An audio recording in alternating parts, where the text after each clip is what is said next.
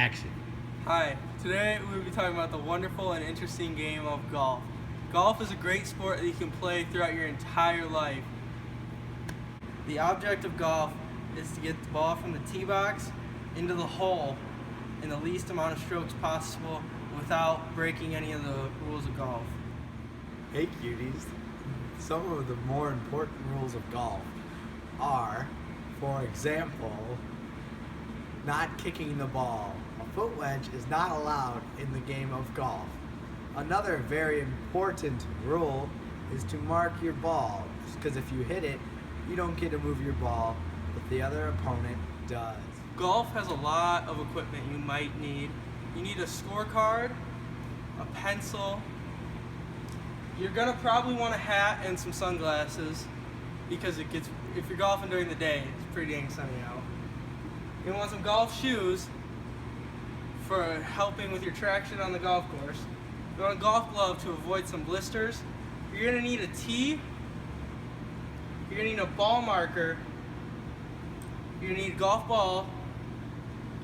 You're gonna want a towel because it gets very sweaty out on the course. You're gonna definitely want some water because this is a sport and hydration is key.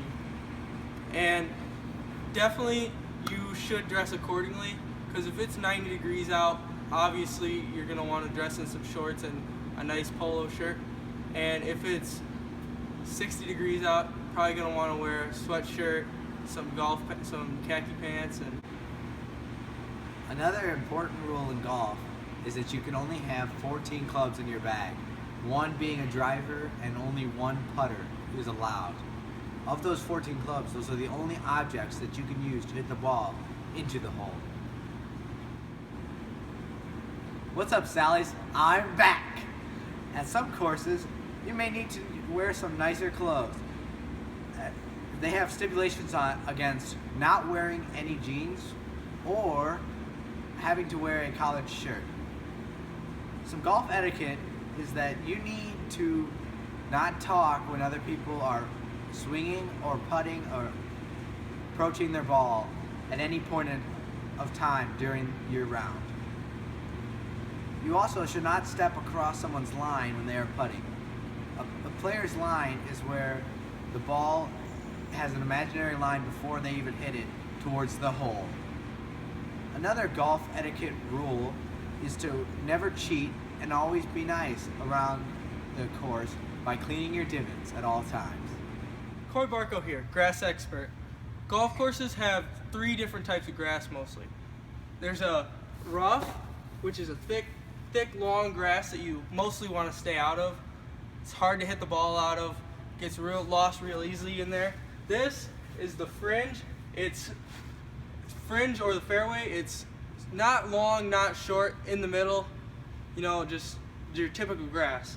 And then there's the green. The grass is cut very, very short on the green. Hey cowgirls, in golf, there are different types of holes. Those types of holes are par 3s, par 4s, par 5s. Par 3 is where the average that you can get on that hole, or the suggested amount, would be a 3. And a par 4, the suggested amount would be a 4. And same with a par 5, but with a 5. A birdie is 1 under par. So if you want a par 4 and you got a birdie, you would have got the ball from the tee box to the hole in 3 strokes. If you got an eagle on a par 4, you'd get a 2, meaning you would get your tee shot, and then your second shot would go into the hole. A hole-in-one is obviously a hole-in-one no matter where you go. It's where you get the ball from the tee box to the hole in 1 shot. A double eagle is a hole-in-one on a par 4, meaning that if I got a double eagle on a par 4, I would take it from the tee box to the hole.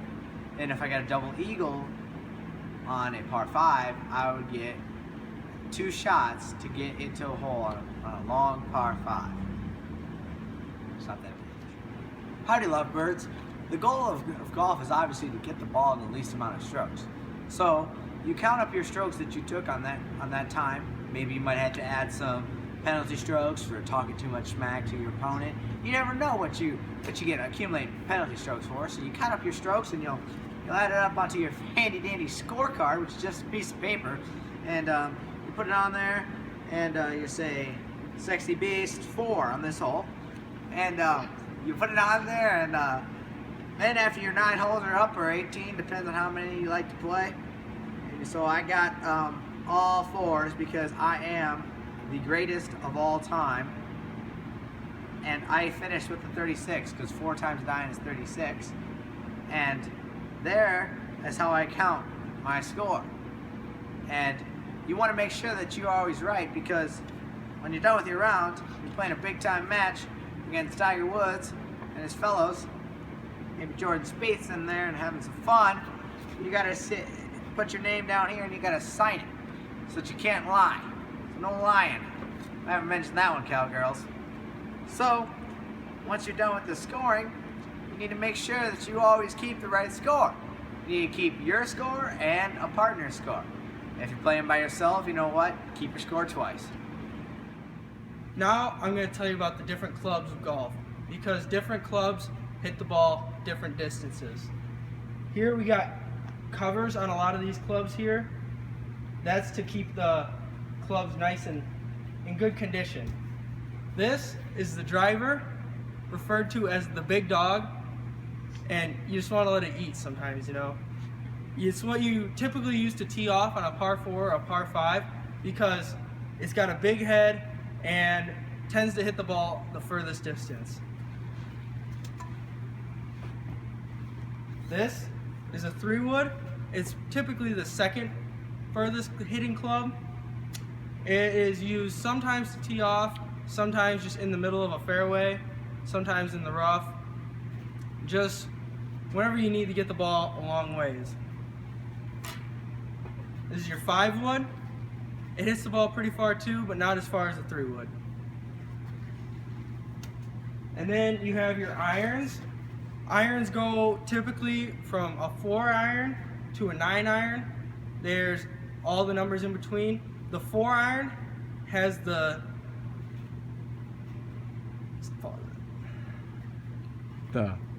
what do you call it? Did you pause it? 4-iron hits the ball the furthest, and your 9-iron hits the ball the least furthest. And because the 4-iron has the steepest face, and your 9-iron does not have a very steep face. This is a wedge, also referred to as a pitching wedge. It's a pretty close range club. You want to be very accurate with it when you're going to the approach to the green. This is a lob wedge. This is when you're very, very close to the green and you just really want to get it within feet of the hole to really make an easy putt for yourself. Hits the ball, tends to hit the ball not very far, but also very high. This is your putter. Obviously, most of you know what the putter's for. It's when you're on the green or very close to the green and you just want to get it, you just want to stay controlled and keep the ball out of the air. Howdy, loves. Now I'm going to teach you about the grip.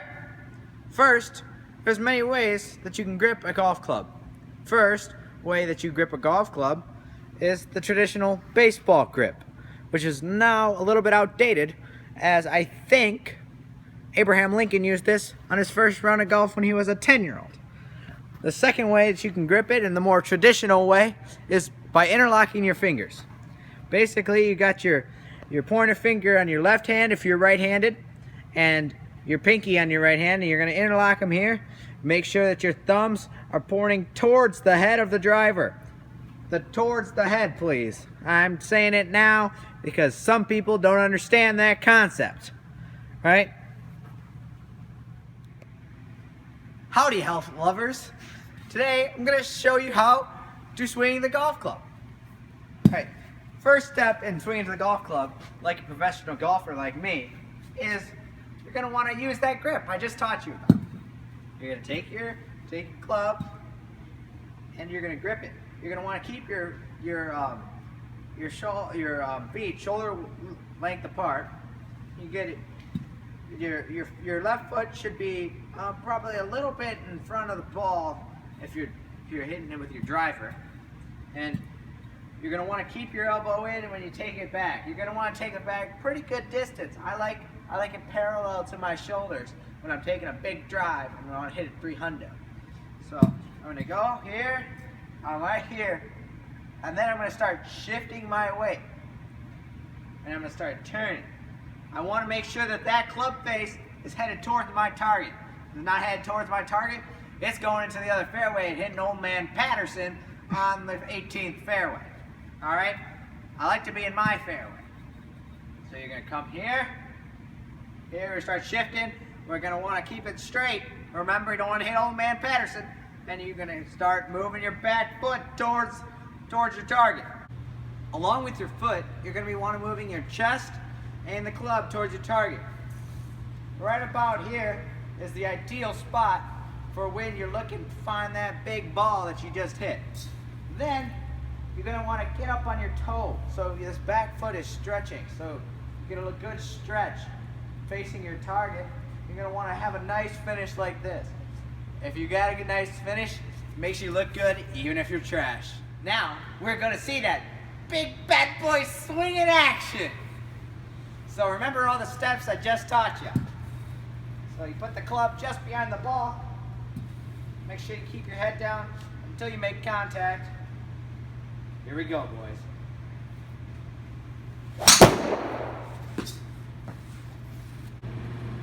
Hi, now we're going to talk about chipping. Chipping is very, very important. You know, when you chip, you want to line the ball up with your back foot mostly, maybe a little bit towards the center of your body, but mostly towards your back foot. And when you chip, you want to take it back, but not full like a driver swing, just somewhere in your happy medium of back enough, but not back too far. And, you know, you just got to follow through back from that point.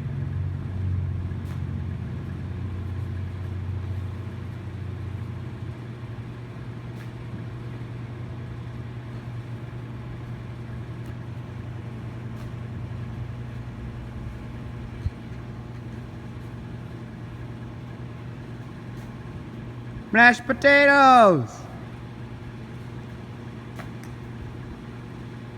That's a one-stroke penalty. Now we're going to talk about putting. Putting is, believe it or not, probably the most important part of golf because it can either make or break your game. My mom always told me, you drive for show, but you putt for dough. Inspirational. And when you putt, mostly you want to keep it right between the center of your body, right in line with your belly button. And you just want to be nice, smooth, take it back, and follow through. And you don't want to turn your body at all. It's just pretty much all moving in your arms. You don't want to turn your chest or back or anything at all. And the further you take it back, the further you're going to hit the ball.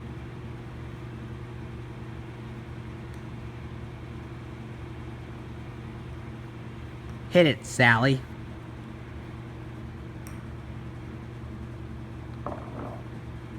Dang.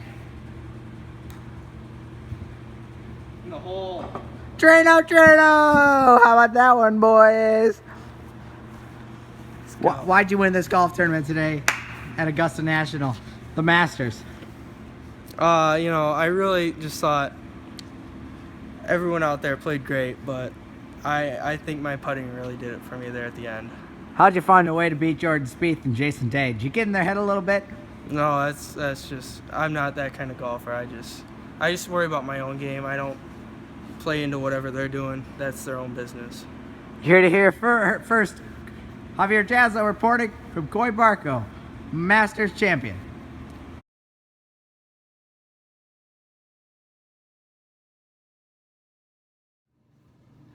Howdy haters. First off, I want to thank you guys for hating, or else this video would not be possible. Second off, I am on the toilet. Third off, I want to thank Mrs. Gallagher for being the best health teacher that I've ever had this year. It means a lot to me that you love to teach me. And lastly, good night, cowgirls.